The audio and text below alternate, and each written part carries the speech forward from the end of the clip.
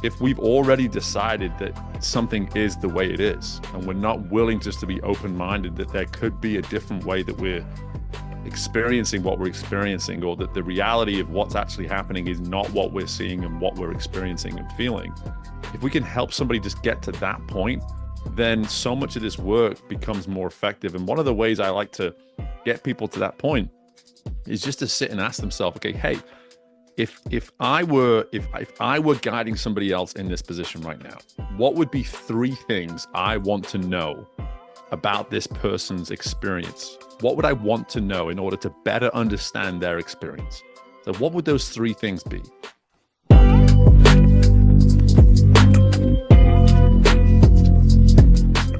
Thank you for tuning in. Thank you for listening. I am your host and coach, Tyler Johnson. And whether you've tuned in to elevate your mindset, your game, or just your day, you are in the right place. My guest this episode is a former elite swimmer from the UK, a former ACC student athlete and SEC coach. He is the host of the Career Competitor podcast, a keynote speaker, and founder of Growth Ready. Please welcome to the Elev8 podcast, Steve Mellor.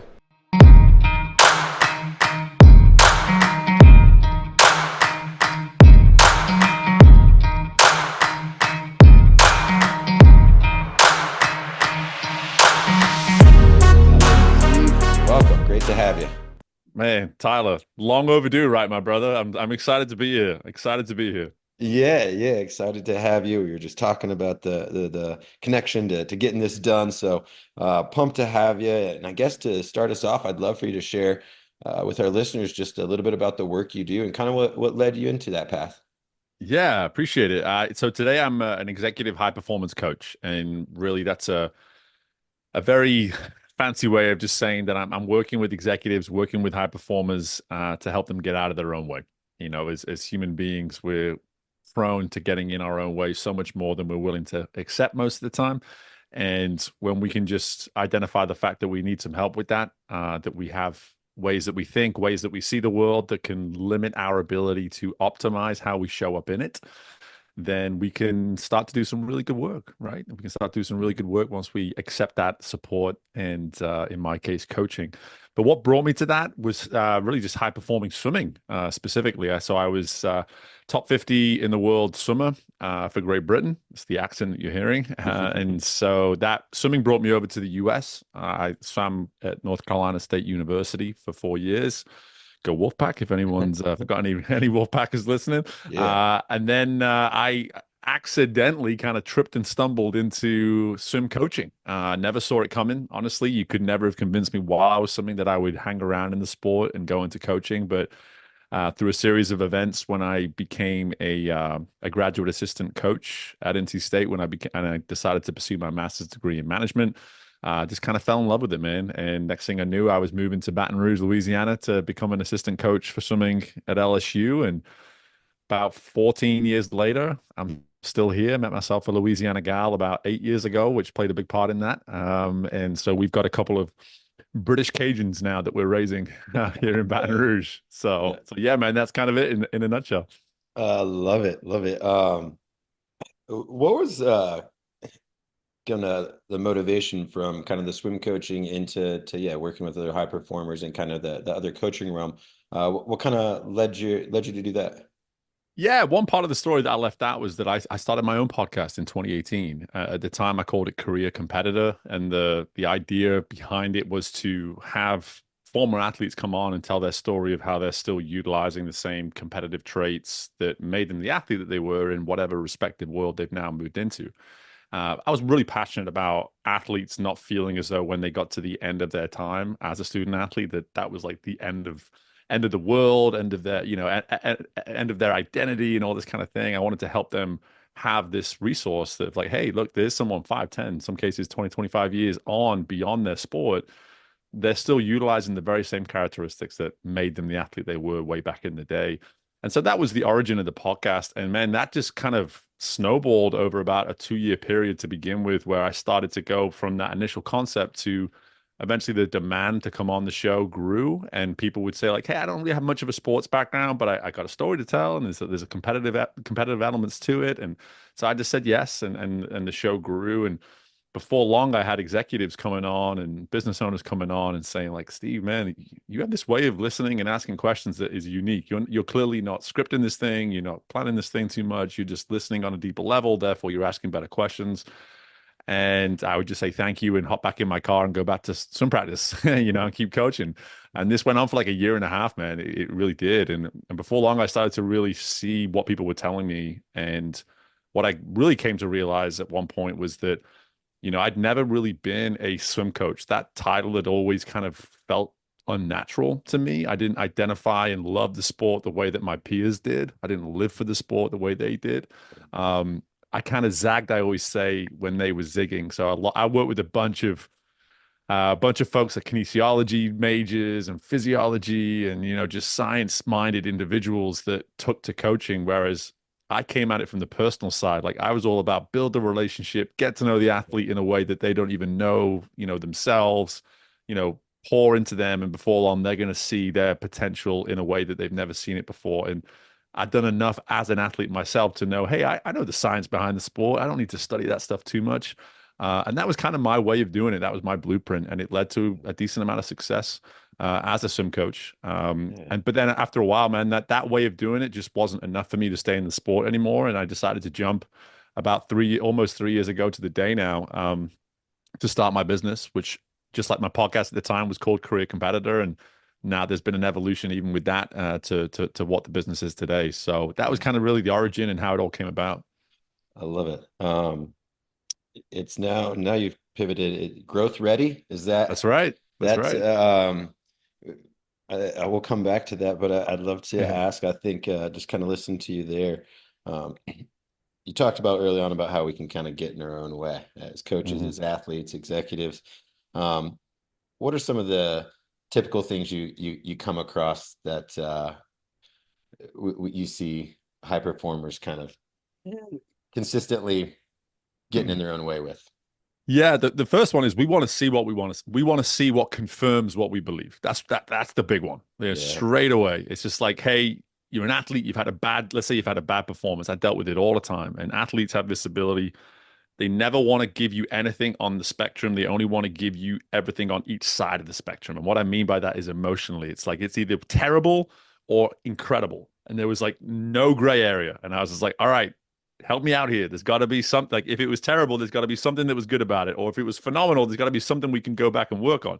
And so I would always work with athletes on, hey, how do we find the gray? How do we move you from whatever end of the spectrum you're at so that you're in many ways coachable, right? Because if you're going to sit on either side of that spectrum, you're no longer coachable. You've yeah, decided either you're awful or that you're so great that you don't even need guidance anymore. And so it's just like, how do you help someone see that, listen, if you've already decided that it was terrible or incredible, then now's probably not the best time for me to coach you. Maybe go away, take a few minutes, come down from cloud nine or come up from, digging yourself a big hole, and then we can have a better conversation around like, hey, here's what I saw. Here's what I saw, and now's yeah, a good time for me to sort of relay that to you. And man, whether it's sport or whatever other area of high performance, we do that. We determine the result, and we kind of process that in a way where we say, hey, this is what I'm experiencing. This is what's happening to me right now. And so what we do is we look for the biases in front of us, like, hey, how can I confirm this? How can I confirm this belief, this theory that I've created that this is the result, this is the experience that I am experiencing right now. yeah, And for me as a coach, like I love coming in and just saying like, okay, I hear it from that perspective. I get it. I understand where you're coming from. And then my goal as a coach in that point is to try to challenge someone in a way to get them curious. How can we shift into curiosity? How can you start to consider what maybe you're not seeing? How can you maybe consider what this experience is actually teaching you or doing for you in this moment? And then how can we actually then take some steps towards, if this were potentially a different reality, a different scenario to what you claim it is, how might one person respond to that? How would you work with that individual if you know this is actually what they were going through as opposed to what you claim you feel you're experiencing right now? And yeah, so, yeah, man, like that, I always start there because it's funny when I started this whole, hey, I'm a high performance executive coach, a lot of people would just say, what is that? I just go, well, my goal is to help you get out of your own way. And one of the easiest ways that we do that, and we just fall into that trap every single day, is we go through our life looking for confirmation that our belief and our perspective is in fact reality, is the truth. And a lot of the time, until you meet and sit down with somebody who's not experiencing that, you just can't see it any other way. And that's where I always start with this work. Yeah, no, I really like that. I like how you present the spectrum, because I think athletically, yeah, what came to me is, yeah, if you're at this real happy, it's all good, or it's all crappy, kind of at that Mm-hmm. other end. It is really hard to, in that middle is where we have that growth mindset, that curiosity that you talked about of, all right, how do I get to it? Because I think Mm-hmm. um, we know being at those extremes is extreme, right? That's why we Yeah. call it that. And so as a high performer, we want to get to more of that neutrality, I think better decision making. Um, when it comes to getting out of our own way, I think one of the things that also comes up in just some of the own work that I've, self induced on myself is Mm-hmm. uncovering some of those blind spots, and sometimes these biases that we're looking for create those. Are there other ways you have coaches or performers work with others or their peer groups in trying to uncover maybe some blind spots they're not seeing with their team or their group? Yeah, I love the question because again, it makes me think of immediately something I share with people when I first sit down with them. Let's say it's a discovery call and they're just entertaining the idea of coaching. And I'd say there's sort of three buckets for development right now. There's this bucket that's filled with this smaller bucket, sorry, that's what you already know. So you already know this about yourself, and in many ways you've got all the data and all the proof that you can handle that on your own. And we may spend some time around that. Then you have the stuff you don't know. And so there's some stuff there. You just like, you're coming to the table and you're saying, like, I already know this about myself and I want to work on this. I know this about myself. I want to work on this. That's great. And then the biggest bucket is what we don't know. We don't know. That's the biggest bucket. That's when we get into 12 months, let's say, of coaching, we're going to reveal so much more in the work through that bucket of like, I don't know what I don't know. And we can't find that out until we start to just simply ask better questions and open our mind up to what we may potentially be missing. And it kind of takes me back to that spectrum, man. It's like if we've already decided that something is the way it is, and we're not willing just to be open-minded that there could be a different way that we're experiencing what we're experiencing, or that the reality of what's actually happening is not what we're seeing and what we're experiencing and feeling.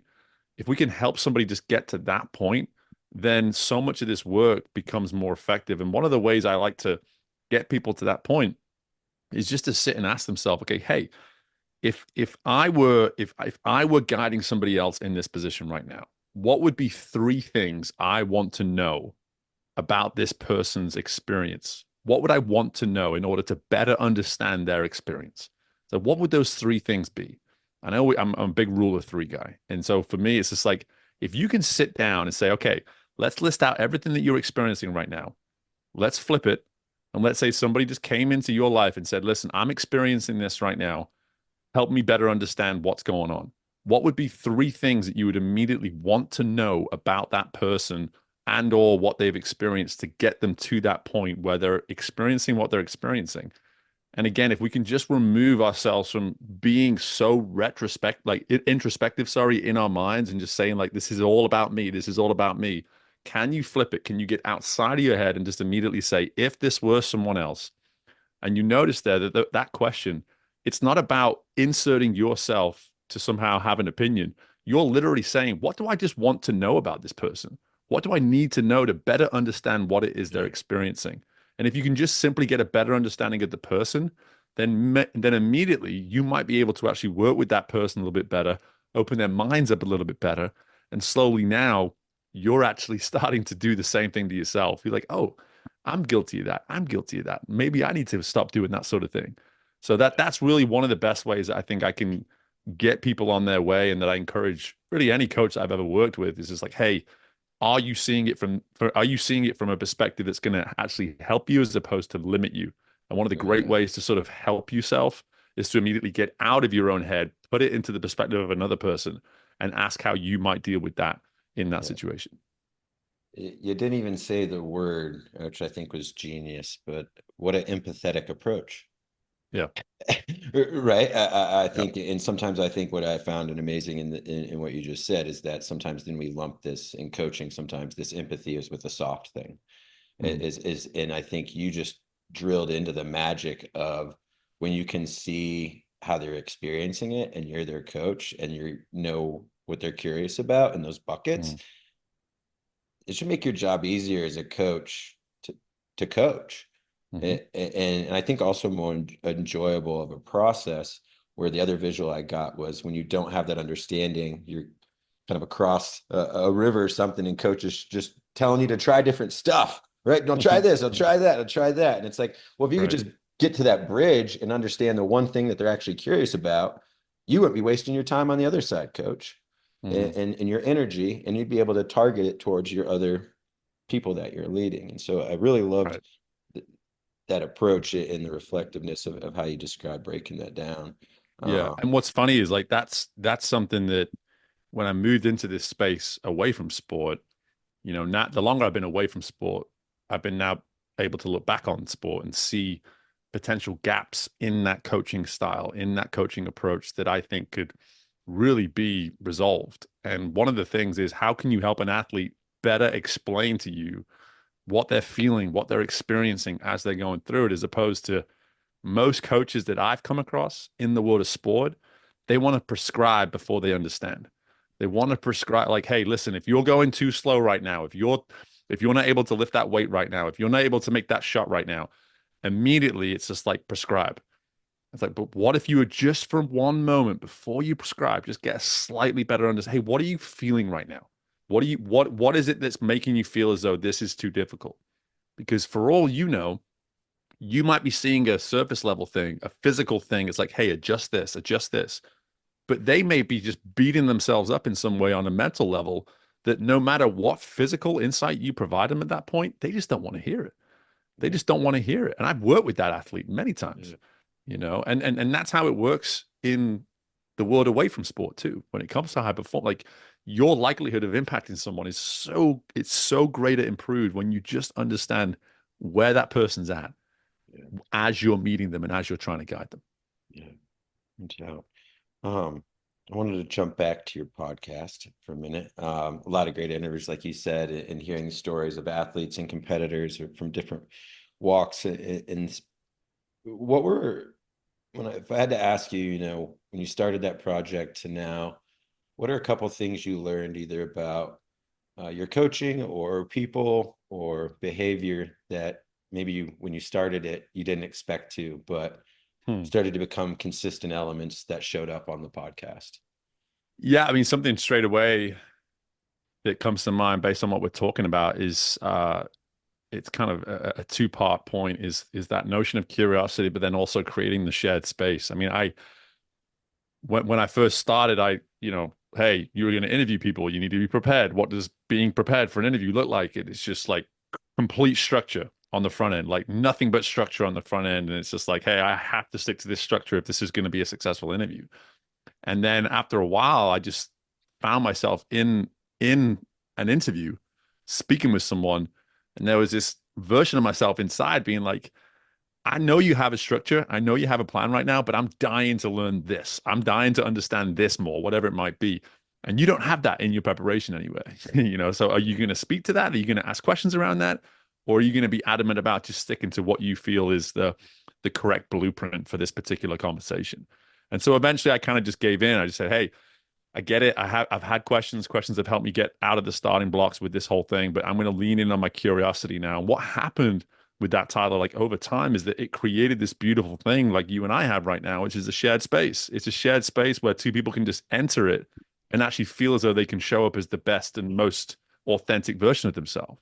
Yeah, And for me, it's like I would much rather have 10 to 20 listeners of my every single episode of my podcast and for them to experience the most authentic shared space possible when it comes to the conversation, then if there was some sort of book or blueprint around, hey, here's how you make a podcast that allows you to get this many downloads and all that kind of stuff, but it comes against all of my sort of natural nature when it comes to the way I would want to hold a space. And me just being true to that is what's allowed the podcast to become unique. And again, I think that is such a interesting piece of this whole journey with the podcast, especially, is that you don't necessarily, I mean, I didn't, at least I can only speak from my own experience. Like I didn't set out to make something that was so unique, such a unique experience specific to just, hey, if you come on my podcast, then you get a unique experience.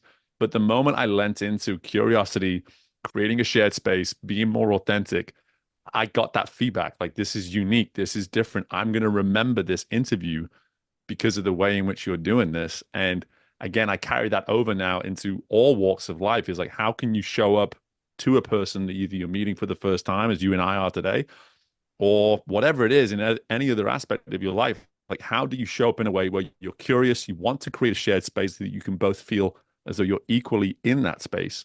Yeah. And then what's going to be the unique components of that experience for each party as well? And so, I mean, I'm like 250 episodes in now, and I get to say confidently, aside from maybe one or two, which I'm definitely not going to reference, but maybe one or two, all of these conversations have been unique. They've been somehow impactful to me simply because of that desire to be curious and really just prioritize creating that shared space. Yeah, I love that. Um, it- Going back a little further in your own swimming career, was there a coach or someone that influenced you, maybe took some of these approaches that you've come to enact with your own profession, but was there a coach that really influenced you or stood out that was a bit different in your life for you?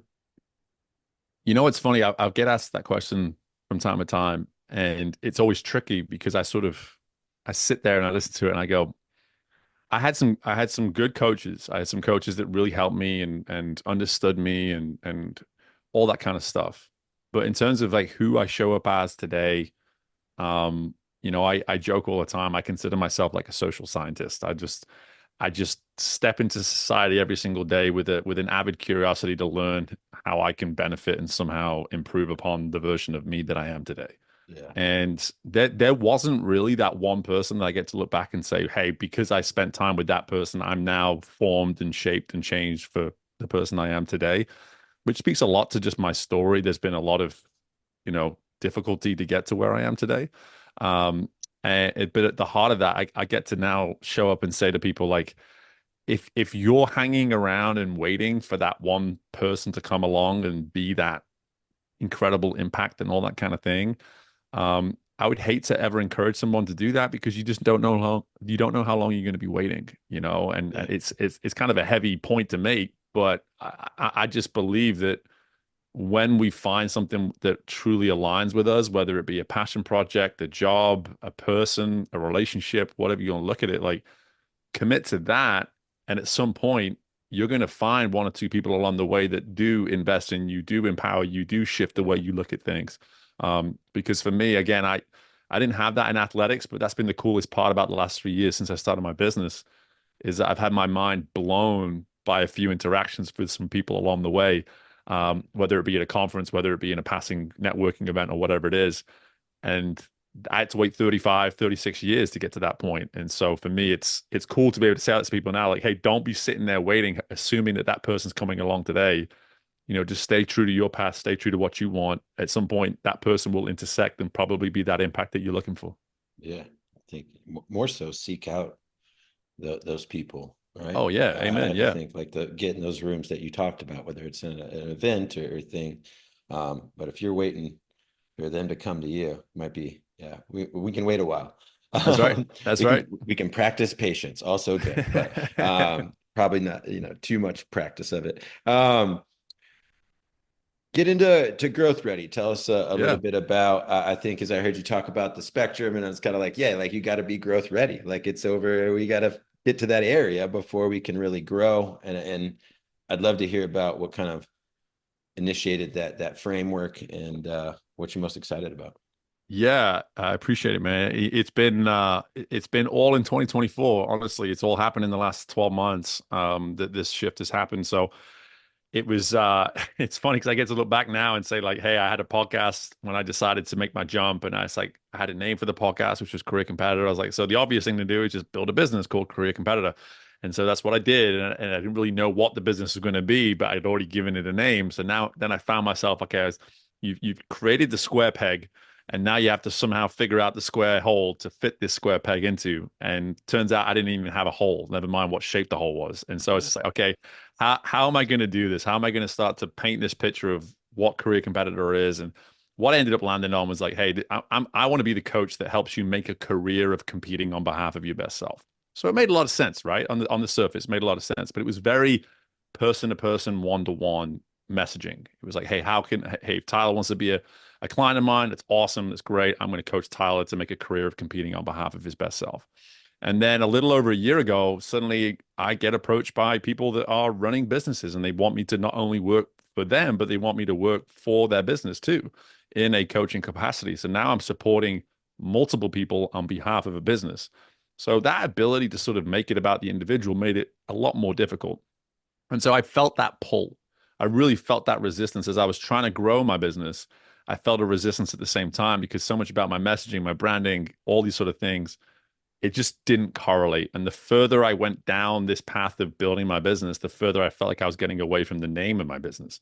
Mm. So I spent this year asking a really powerful question, which I now recommend to people to ask any person in their life that you just want to better understand yourself. So I went to all my clients and I said, help me understand what I do for you.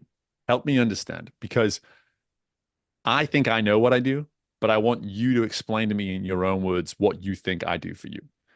And I was blown away by just the what I learned about myself and what I learned about my offering. Because again, to an extent, yes, I did understand it, but then they gave me these little caveats. Each individual unique client gave me this insight that would force me to go, holy smokes, I had no idea that I did that for you. That's cool. That's awesome. That's great.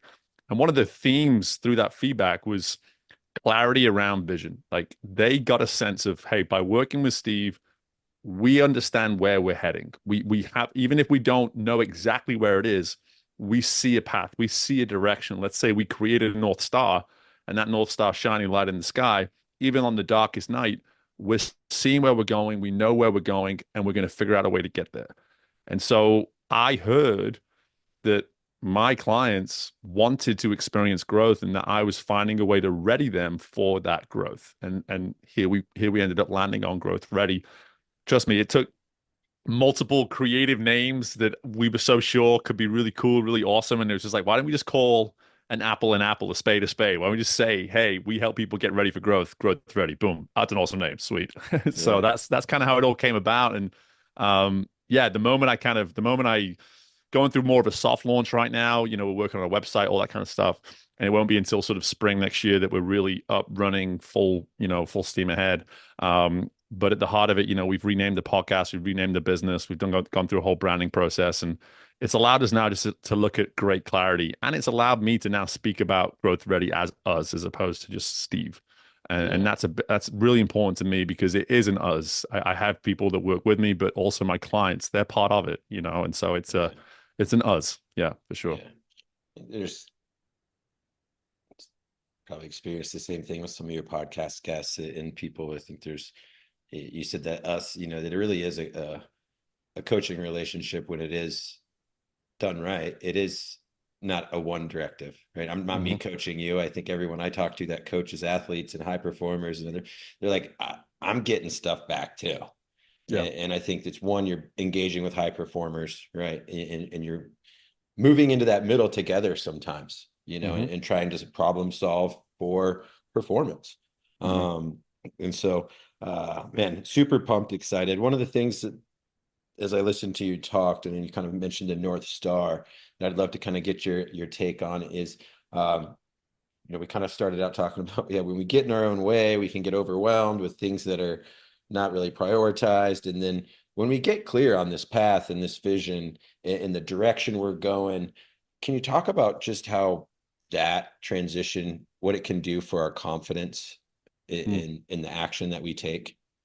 Yeah, I mean, well, we immediately we buy into the journey, the process, and again, it's something that when I speak now, I've really stepped into like the keynote professional speaking world the last year or so. And when I speak now, I make fun of like, whenever I'm in front of leaders, I'm very comfortable either making fun of myself or potentially making fun of the people in the room and living with the result. Let's put it that way.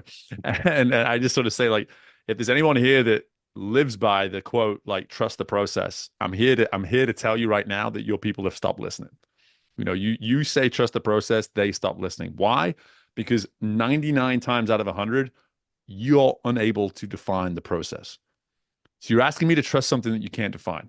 So if you're going to tell me that, you sure as heck better be able to explain and define what the process is. And so where I'm going with this is that you build confidence from from the return in the process, as opposed to the actual result. The results are great. The results will come. But that day-to-day feedback of, hey, I took a step forward, and hey, even if I didn't take a step forward, was the intention to take a step forward? And can I look at the results of those efforts and say, hey, you know what? I actually did everything I was supposed to. And for whatever reason, it didn't happen today. Or, hey, I now have a reason to look back and reflect and figure out a better way to do it tomorrow. And Tyler, what we're doing by doing that is we're building a respect for ourselves. We're actually looking at ourselves do the work every single day and say, hey, I see you. I see, even if nobody else sees it, I see you. I see what you're doing. I see the investment. And it's what I always talk to people all the time when they reference, I'm trying to lose weight. I'm trying to get back in the gym, all this kind of stuff. It's like the beauty of most gyms is that they come with mirrors. So get your butt in front of a mirror and watch yourself work out. It doesn't matter how ugly it is to begin with. Doesn't matter. Look at yourself putting in the investment. And don't tell me that you're not motivated to come back and do it again tomorrow when you're literally watching yourself do the work right there in the gym. And so that's how we build this thing called confidence. It's not just, hey, I'm here to tell you that you got a great result, because the result, the moment you achieve it, and this is high performers, the moment we achieve the result, what do? We acknowledge it maybe for a moment, and then we jump right back into the process. So if we're not valuing the process and we're not actually taking confidence from that, then we're not taking confidence from anything. Yeah. We're not. And we're not building a true definition for what that process looks like in the process. I got a flash when you said that. We win and then we switch it. There's a moment a couple of years ago when Dusty Baker won the World Series with the Astros. I think he's 70 some years old, been in baseball for 50 years, and he won his first World Series, and he just handed the trophy that he held for 5 seconds to his whoever, and they're like, "What's next?" Right. Like he didn't get to like enjoy it for about 2 minutes before they're like, "Hey, I know you've been waiting 50 years for this, but what's next?" Right. It's right. just this and I think sports and performance, we always get wired to that. And that's why it's so important to internally have the North Star and the things that we know will keep us on those paths. As we wind down, I'd love to ask you one of our favorite questions. If I could throw you into a time machine, Steve, and go meet, teenage self Steve poolside, probably somewhere. Through your journey of coaching and what you've been doing lately in the podcast, what advice would you want to go give your teenage self? Well, firstly, nutritionally do better, because those abs they're not gonna be there forever. So I'll tell them that. But specific just to life, man, great question. What would I tell myself? That you're gonna figure it out. I tell myself that you're gonna figure it out. There's gonna be times where it seems as though there's no answer. There's literally no answer. Again, when I think about what I experienced through most of my 20s, there was so many moments where I was like, I don't see an answer. I don't see a direction. I don't see an option. And somehow it revealed itself. Things always found a way to work out, as long as I just was intentional enough to keep trying and trying and trying again. And, so I think just even encouraging him to say, hey, it's going to seem like there's no answers. There's no way forward, but stay with it. Trust that it's going to work out as long as you remain intentional throughout that process. So yeah.